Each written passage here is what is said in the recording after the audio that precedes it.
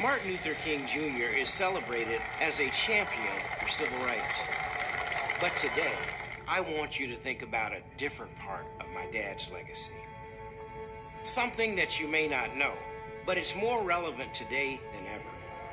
His fight against poverty and income inequality. But if a man doesn't have a job or an income, he has neither life nor liberty, and the possibility for the pursuit of happiness. When my father was shot in 1968 in Memphis, he was crusading for higher wages for black sanitation workers. Their work conditions were abysmal. Low pay, no sick leave, and many were on welfare. In a speech to the workers, Dad said the issue is injustice. The issue is the refusal of Memphis to be fair and honest in its dealings with its public servants. Today, my dad is revered, but in 1968, he was deeply unpopular. 2/3 of Americans disapproved of him. Oh, I've been hit so many times, I'm immune to it. The FBI said he was a communist, but he kept protesting anyway. I traveled with him as a kid throughout Georgia in preparation for the Poor People's Campaign. The idea was to rally people to Washington to press the federal government to provide jobs and income for the poor. This was his other dream, but he did not live to see it come to fruition. I think if my father saw the issues of poverty and income equality that exist today, he would be greatly disappointed. Back then, 25 million people were living in poverty. But today, it's close to 40 million, and some say it's much higher, while billionaires pay a lower tax rate than the working class. Americans who teach our kids, deliver our food, drive our buses, are struggling. It is a crime for people to live in this rich nation and receive starvation wages.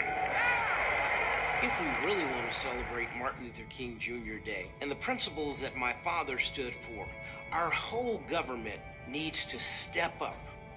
From creating a cabinet position focused on fighting poverty to passing a universal basic income. There's nothing new about poverty. What is new is that we now have the techniques and the resources to get rid of poverty. The real question is whether we have the will. He began his career as a Baptist preacher, but went on to lead a sweeping grassroots effort to end racial discrimination, known as the Civil Rights Movement. Along the way, Martin Luther King Jr. made history and emerged as one of the most influential leaders of the 20th century. Before the Civil Rights Movement began, segregation policies known as Jim Crow laws kept African Americans in a separate and generally inferior world from whites. African Americans went to separate public schools, ate in separate restaurants, and even had to use separate public restrooms. They had to sit in the back of buses and give up their seats to any white people standing. But in 1954, Jim Crow suffered a stunning defeat. The Supreme Court declared that separate schools for blacks and whites were inherently unequal in a case called Brown v. Board of Education. The following year, in Montgomery, Alabama, a tailor's assistant named Rosa Parks refused to give up her bus seat for a white passenger. Parks was arrested, but Martin Luther King organized a full-fledged boycott of the Montgomery City bus system. 13 months later, the buses integrated. The Montgomery boycott inspired more efforts to end segregation. In 1963, King and other civil rights leaders organized the March on Washington. More than 200,000 people came to the nation's capital to demand equality for blacks and to urge Congress to pass pending civil rights laws. Standing at the base of the Lincoln Memorial, King spoke the words, "I have a dream today," describing his hope for a future in which all men would be brothers. The civil rights movement was changing the nation. In 1964, Congress passed the Civil Rights Act, which made racial discrimination in public places illegal. The same year, King was awarded the Nobel Peace Prize. On April 4, 1968, Martin Luther King was assassinated in Memphis, Tennessee.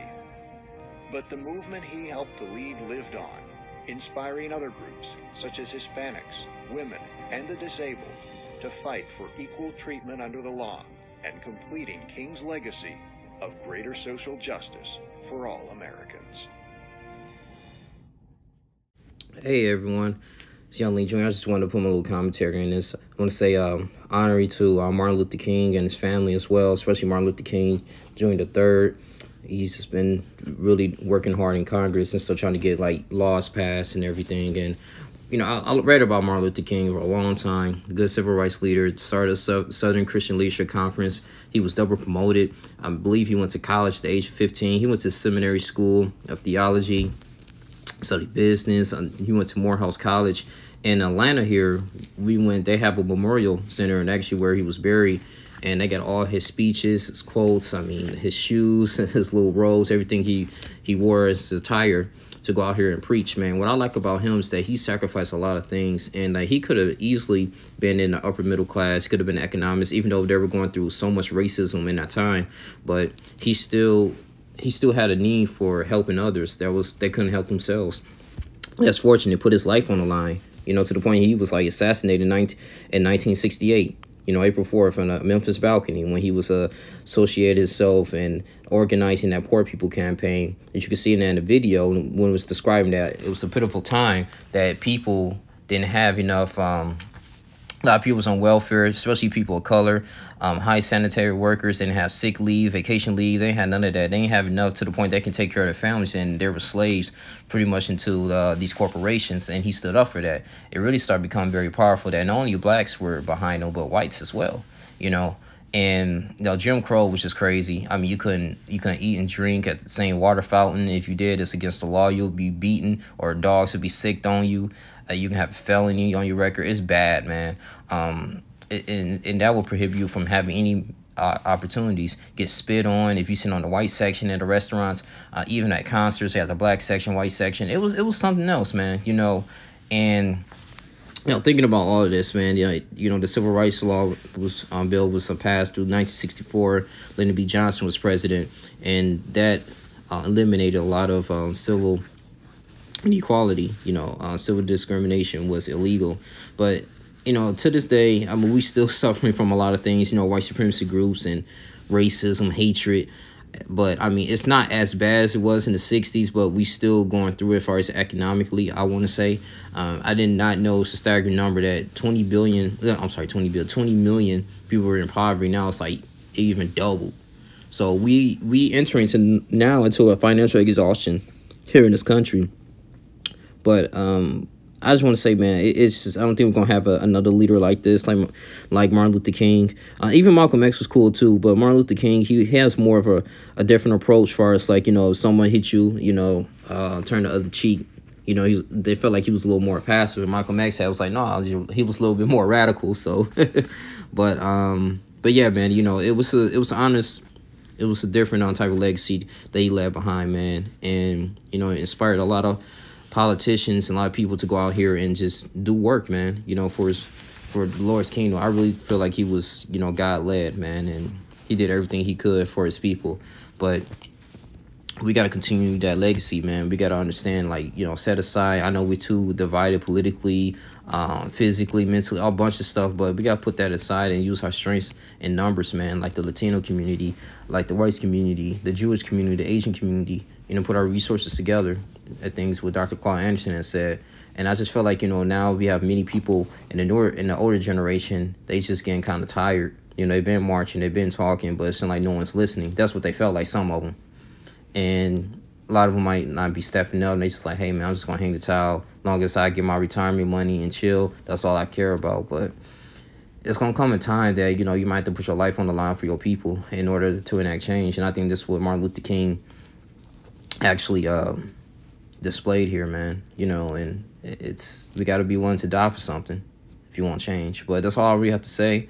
Something to think about. Please like, comment, subscribe, share this video. It's the fastest growing channel in the world. Thank you, Dr. Martin Luther King. God bless. I'm out. And his family. Deuces.